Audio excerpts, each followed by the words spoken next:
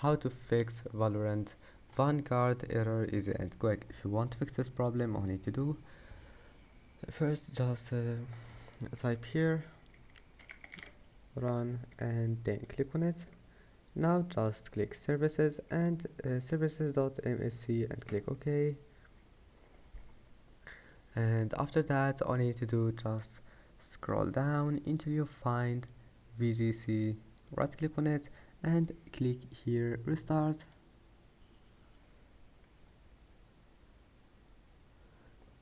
Now open task manager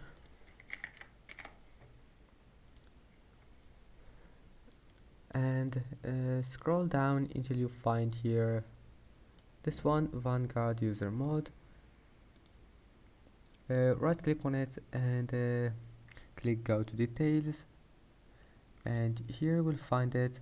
Now just right click on it and click set priority and make it high and click change priority.